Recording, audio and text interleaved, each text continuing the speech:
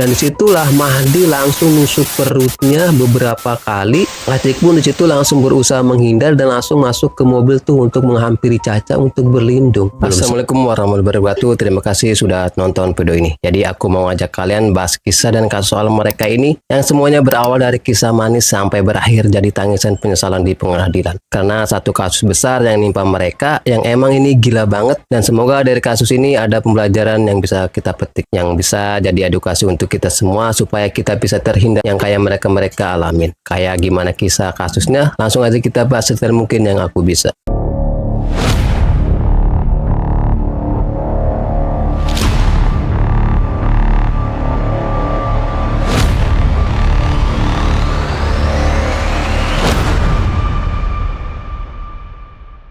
Nasruddin yang dikenal dengan panggilan Acik yang tinggal di kota Arso, Kabupaten Kerom, Papua. Di sana dia itu seorang perantau yang berasal dari Sulawesi Selatan, tapi udah di Papua itu selama puluhan tahun, bahkan banyak keluarganya juga yang saat itu udah tinggal di Papua. Di sana Acik punya toko emas yang terbilang sukses, bahkan sampai punya beberapa karyawan. Dekat toko emasnya ini juga kehidupannya pun baik itu secara finansial, dan dia juga punya ART seorang ibu-ibu yang juga perantau yang berasal dari Mojokerto. Nah, tapi kehidupannya sulit yang harus membiayai dan menafkahi anaknya. Acik juga senang dengan ART ini karena rajin, sopan, dan jujur. Apalagi setelah Acik tahu ternyata ART ini punya anak perempuan yang bernama Caca. Yang saat itu masih SMP, itu langsung suka tuh karena Caca ini emang cantik dan sopan. Acik juga langsung menduga kalau Caca ini kayaknya punya sikap yang gak jauh-jauh dari ibunya, yaitu jujur dan pastinya setia. Dari sinilah Acik ini mulai suka dan langsung minta izin ke orang tuanya kalau Acik yang saat itu masih lajang,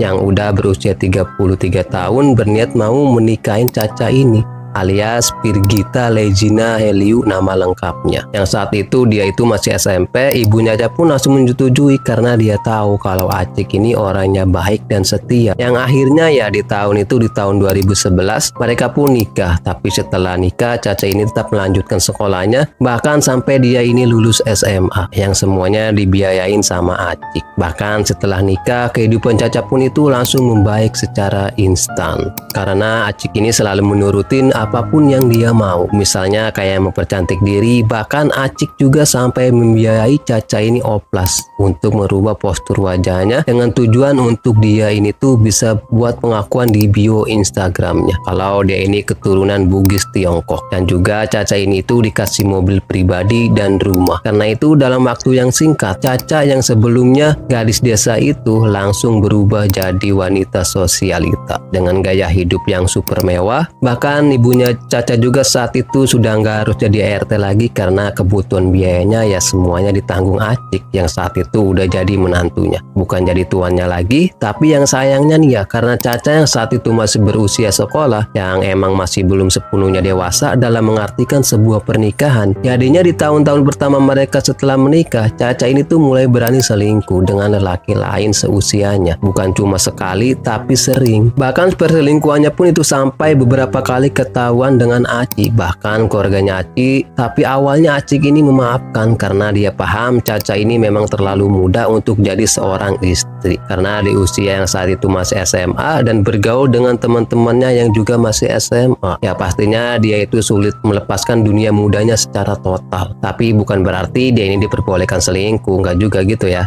Karena Acik itu tetap berusaha meyakinkan, merangkul, bahkan memperingati Caca ini untuk dia ini enggak mengulangi perselingkuhannya lagi. Tapi peringatan lembut sebelumnya ternyata enggak buat dia kapok. Karena setelah itu ya lagi dan lagi Caca ini masih selingkuh, bahkan ketahuan lagi nih dengan Acik. Karena sudah beberapa kali Caca ini selingkuh, yang kesel ya justru keluarganya Acik ini. Nah tapi Acik di situ tetap berusaha memahami situasi kalau Caca emang masih muda. Jadi Acik yakin ya suatu saat Caca akan mengerti dan setia kalau emang dia ini udah ada di fase dewasanya. Terus setelah beberapa tahun mereka nikah, hubungan mereka pun masih langgeng, biarpun ya hubungan mereka itu selalu diwarnai dengan perselingkuhan yang dilakukan Caca Caca ini. Akhirnya mereka pun punya anak. Di sini Caca ini bukan cuma seorang istri, tapi sekaligus sudah jadi ibu dengan harapan yang Caca ini tuh bisa menjadi lebih dewasa. Tapi ternyata enggak juga, karena di tahun itu, yang di tahun 2020, lagi dan lagi Caca ini tergoda dengan cowok asal Afghanistan yang dia kenal di Instagram. Dia bernama Mahdi Merban. Nah, jadi Mahdi ini WNA yang berasal dari kota Kabul, Afghanistan, yang merantau ke Indonesia sejak tahun 2019 karena kakaknya yang tinggal dan punya KP di Jayapura, Papua. Nah, jadi dia di sana tinggal dengan kakaknya dengan statusnya pengangguran. Nah, selama jadi pengangguran inilah Mahdi yang sadar kalau wajah aslinya disukain dengan banyak cewek Indonesia. Jadi dia pun emang nyari cewek-cewek lokal yang kaya yang ada di wilayah Papua yang niatnya emang mau dia porotin. Disinilah dia ngelihat ada cewek cantik sosialita yaitu Caca yang langsung dia deketin melalui Instagram, dan Caca pun langsung respon bahkan suka, dan mereka pun kenalan yang akhirnya deket ya segampang itu. Sampai akhirnya secara diam-diam mereka pun ketemuan tuh di tahun itu yang udah di tahun 2020. Disinilah perselingkuhannya dengan Mahdi ini pun dimulai.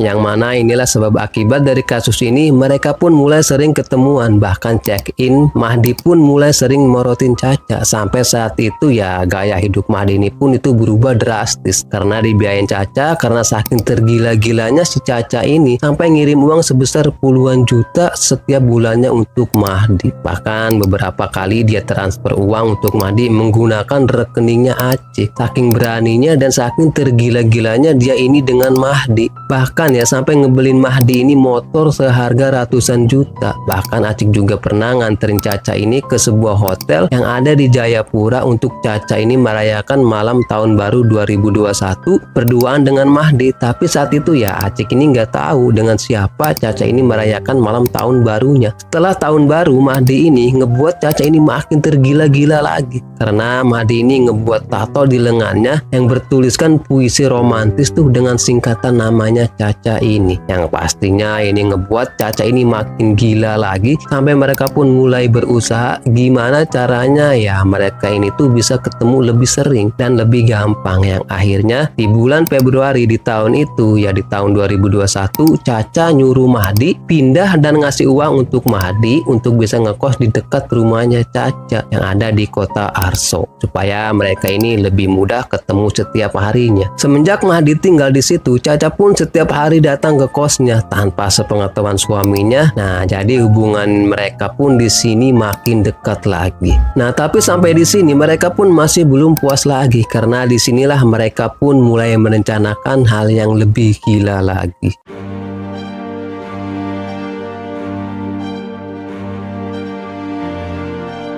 Sejak mereka makin dekat, Caca yang tergila-gila dengan Mahdi, begitu juga Mahdi yang tergila-gila dengan harta suaminya Caca ini. Jadi di sini mereka pun mulai merencanakan untuk menghabisi Acik supaya Caca ini bisa sepenuhnya menguasai harta Acik dan nantinya bisa menikmati harta Acik bersama Mahdi. Jadi ini dimulai di bulan April tahun itu ya, mereka pun udah siap beraksi dengan rencana yang udah mereka siapkan. Nah, jadi rencananya Mahdi ini berpura-pura ngerampok toko emasnya Acik di saat Acik ada di tokonya untuk ditusuk, sedangkan Caca tugasnya ngasih info di saat tokonya udah sepi untuk mereka beraksi. Jadi mereka pun mulai nunggu tokonya sampai benar-benar sepi, tapi tokonya itu selalu ramai pelanggan, yang akhirnya gagal gitu ya, karena mereka ini sama sekali nggak nemu celah. Beberapa hari kemudian mereka pun nemu cara lain dengan menggunakan racun. Nah, jadi mereka ini tuh beli obat kutu air. Setelah itu ya Caca ini masukin obat kutu air itu ke susu dan menghidangkan susu itu ke Acik. Tapi setelah Acik minum susunya nggak ada reaksi apapun. Nah, jadi di sini ternyata kayaknya mereka nggak tahu kalau racun dan susu itu bakal netral. Pantas ya mereka ini cocok. Karena masih gagal, akhirnya mereka berdua nyari dukun santet. Bahkan Caca sampai ngebayar dukun itu sebesar 50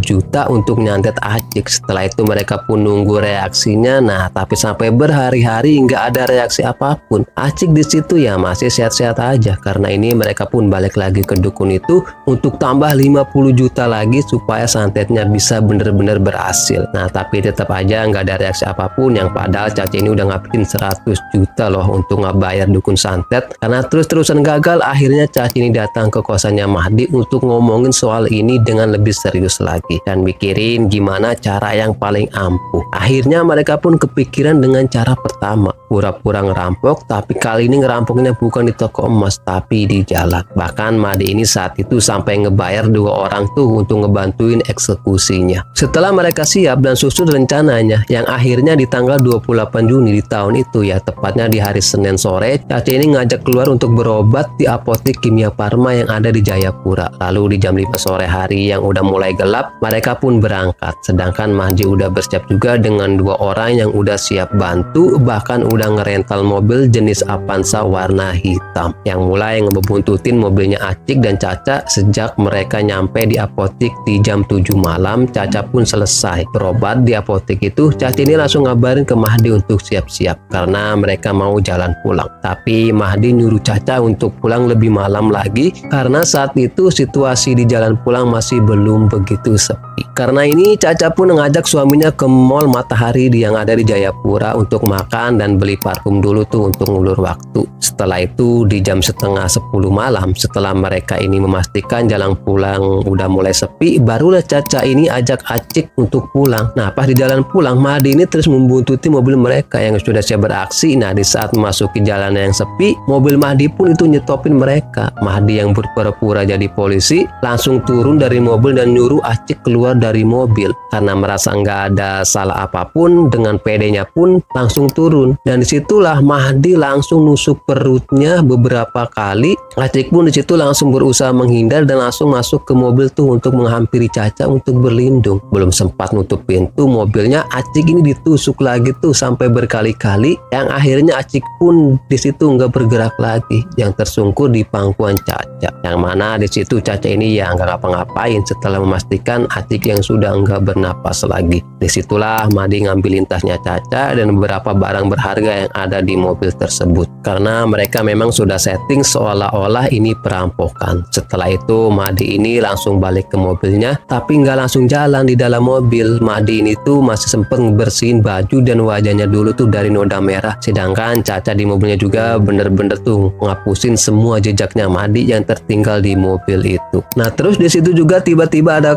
kendaraan lain yang lewat. Disinilah peran Caca baru dimulai. Di sini Caca langsung pura-pura histeris keluar dari mobil, minta tolong. Pengendara itu pun langsung berhenti dan berusaha nolong yang emang kaget ngeliat kejadian itu. Tapi bagusnya nih ya, si pengendara itu pun langsung merekam situasi kejadian karena memang niatnya supaya dia yang ngebantu nggak dituduh pelaku dari kejadian ini, karena memang ada rekamannya. Sedangkan Mahdi yang ngelihat ada kendaraan lain yang berhenti dan ngebantu, di situ dia pun langsung buru-buru jalanin mobilnya dan kabur. Di situ Caca nangis histeris dan minta tolong, yang ngakunya kalau suaminya itu ditusuk perampok. Pengendara itu pun langsung buru-buru nelpon polisi. Mereka pun minta tolong ke pengendara yang lain lagi, yang akhirnya mereka pun membawa tubuhnya Acik ke rumah sakit yang ada di Jayapura. Di rumah sakit polisi pun mulai berdatangan. Caca pun langsung ngabarin keluarganya Acik dengan histeris kalau mereka baru saja kerampokan. Malam itu juga keluarganya Acik pun mulai berdatangan, yang mana malam itu rumah sakit itu bener-bener ramai banget karena kejadian ini yang diwarnai dengan tangisan istri Caca ini. Setelah tahu suaminya udah mengembuskan napas terakhirnya, yang emang skill acting sandiwaranya bener-bener berhasil meyakinkan semua orang yang ada di situ. Sampai banyak yang kasihan tuh sama dia, yang awalnya dia ini dianggap sebagai istri korban. Caca pun langsung ditenangkan setelah dipastikan ternyata Caca ini selamat tanpa ada luka apapun. Nah setelah Caca mulai tenang, polisi pun mulai nanya nih ke Caca gimana kronologi kejadiannya. Dengan isak tangisnya Caca pun menjelaskan ke polisi kalau mereka dirampok dengan orang yang nggak mereka kenal. Bahkan dia ngaku yang nggak sempat melihat gimana ciri-ciri wajah pelakunya dan juga nggak ngelihat ngeliat dan enggak inget jelas dan jenis mobil pelakunya. Tapi yang ngebuat polisi mulai merasa janggal, Caca sama sekali nggak ada luka apapun. Sedangkan di tubuhnya Aci itu ada 20 tusukan. Yang ini dianggap janggal. Kenapa? Karena pada umumnya perampok akan berusaha mengeksekusi semua korbannya yang bisa aja jadi saksi. Nah, tapi Caca ini sama sekali nggak ada luka. Yang nunjukin ya kalau pelakunya nggak berniat bahkan nggak berusaha menyerang Caca ini. Yang bisa aja dia ini jadi saksi. Sedangkan di tubuh Acik ini ada 20 tusukan yang dia anggap aneh. Kalau itu dilakukan pelakunya yang merampok, biasanya ya dengan kondisi kayak gitu itu dilakukan pelakunya yang punya dasar dendam atau masalah pribadi. Dari sinilah polisi pun mulai mencurigai kalau kasus ini kemungkinan besar bukan kasus perampokan biasa. Dan polisi pun terus mendalami penyelidikannya dengan menginterview semua keluarganya Acik untuk memastikan apakah Acik ini punya musuh atau pesaing bisnis yang berpotensi bisa melakukan ini semua. Ternyata pengakuan keluarganya kalau Acik itu nggak pernah punya musuh. Nah, tapi Acik memang sering bermasalah tapi dengan istrinya sendiri karena Caca yang sebagai istrinya itu udah berkali-kali selingkuh yang ngebuat mereka ini jadi sering bertengkar. Nah, disinilah kecurigaan polisi pun mulai makin dalam lagi yang mengarah ke Caca yang seolah ini semacam susunan puzzle dari kejanggalan Caca yang tadi tanpa ada luka apapun yang kemungkinan besar yang ini ada hubungannya. Sedangkan saat itu Caca selalu kelihatan histeris, stres, bahkan sampai linglung, bahkan sampai di proses pemakamannya di situ Caca selalu kelihatan kayak belum bisa move on, kayak nggak terima gitu kehilangan suaminya. Bahkan keluarga suaminya pun di situ udah nggak histeris karena memang sudah ikhlas. Tapi di situ polisi terus mengamati dan menyelidiki kasus ini yang memang sempat buntu karena nggak nemu bukti baru lagi sampai beberapa hari ke depan.